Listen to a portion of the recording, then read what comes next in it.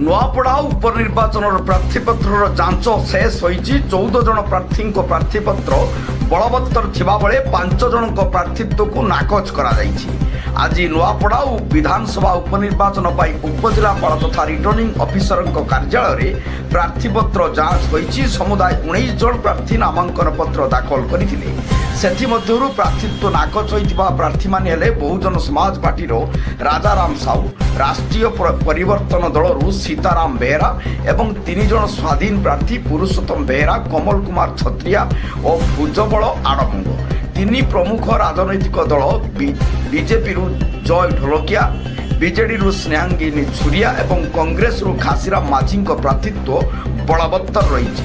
ସମାଜବାଦୀ ପାର୍ଟିରୁ ରମାକାନ୍ତ ହାତୀ, ବହୁଜନ ମୁକ୍ତି ପାର୍ଟିରୁ ହେମନ୍ତ ତାଣ୍ଡି, ଓଡ଼ିଶା ଜନତା ଦଳରୁ ସୁଖଧର ଦଣ୍ଡସେନାଙ୍କ ସହ 8 ଜଣ ସ୍ୱାଧୀନ ପ୍ରାର୍ଥୀଙ୍କ ପ୍ରାର୍ଥୀପତ୍ର ଠିକ୍ ରହିଛି। ଆଜି ପ୍ରାର୍ଥୀପତ୍ର ଯାଞ୍ଚ ସମୟରେ ନିର୍ବାଚନ ସାଧାରଣ ପର୍ଯ୍ୟବେକ୍ଷକ ପ୍ରକାଶ ବିନ୍ଦୁ, ଭାରପ୍ରାପ୍ତ ଏବଂ ରିଟର୍ଣ୍ଣିଂ ଅଫିସର ସୁର୍ମି ସୋରେନ ଉପସ୍ଥିତ ଥିଲେ। ନୂଆପଡ଼ା ଜିଲ୍ଲାରୁ ପରମେଶ୍ୱର ମେହେରଙ୍କ ରିପୋର୍ଟ, ଜନତା ଏକ୍ସପ୍ରେସ।